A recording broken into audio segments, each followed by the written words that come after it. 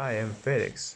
I will start my discussion three videos and I will talk about American employment and how other countries handle their job crisis. The world is not immune to any future occurrences that may tamper with the usual procedures, and the coronavirus pandemic was a sign to prove the latter. The labor force was hard hit as people were advised to self-isolate and the countries put in lockdown. Those unemployed remained unemployed while those employed joined them, increasing the unemployment rate. In April, the teenage men and women were 28.6% and 36.6%, respectively, while men and women aged between 25 and 54 had their unemployment rate of 12.1% and 30.7%. As people were advised to stay at home and avoid gathering, many bars and restaurants closed, translating to a loss of waiting and bartending jobs in small independent bars and restaurants. Other than the said jobs, hospitality jobs are also at risk after permanently.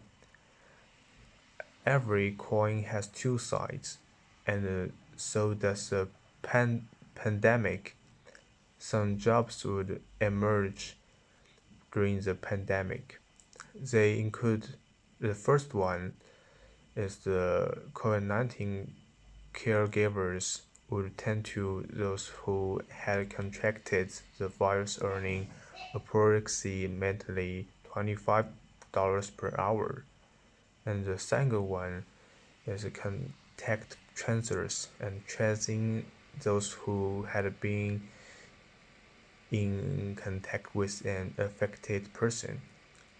The third one is face mask manufacturers, and the first one is the COVID-19 testing tools industries. And the virus did not spare us in terms of the unemployment. For quite some time, both my parents were not an essential workers, and the companies they worked for laid them down. This happened until they started manufacturing masks and sanitizers, making them employed once again. Then different countries handle unemployment differently during the COVID-19 pandemic. Some measures were more brutal, while others were supportive. The pandemic brought with it hard time where people would be forced to work from home or even not work at all as their companies reduced the number of employees. America was no special to such measures. Its approach to curbing unemployment involved asking its citizens to file for unemployment benefits and still find new jobs. If an American citizen was fired from a job, there was no guarantee that they would get their jobs back after the pandemic. This approach was more disruptive. The United Kingdom sent home most of its workers, but to curb unemployment, they still paid them 80% of their salaries. They had their health care insurance covered, unlike America. The European